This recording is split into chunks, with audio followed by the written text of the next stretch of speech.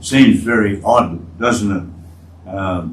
That we have our Lord in the Gospel seeming to sort of approve and admire the dishonoured steward who had been looking after his master's business but doing it pretty haphazardly. And so when he was aware that he was going to be dismissed, he thought, what am I going to do with myself? I can't go out to work, I'm too old, and I can't beg, that'd be awful. And so he then devised a scheme where he'd go to the people that owed his master oil or something, they were in debt to him, and that he would organise to reduce their debt quite unlawfully, illegally, immorally, really. And so when he was dismissed, he'd have a whole group of friends that kind of owed him a few favours and could look after him. And we say, well, fair enough, but then comes the point where the Lord seems to be sort of saying, well, he did a good job.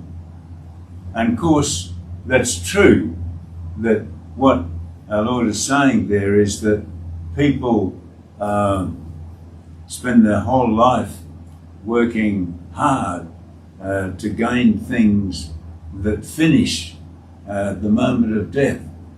They spend their whole life even destroying friendships and all sorts of things to get more and more of what's going to give them power and a sense of achievement and a sense of security.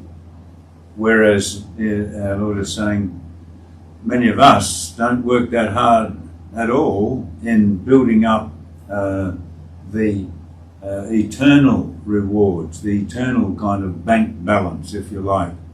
We're all tempted to be kind of rushing around building up a nest egg that will disappear immediately upon our death.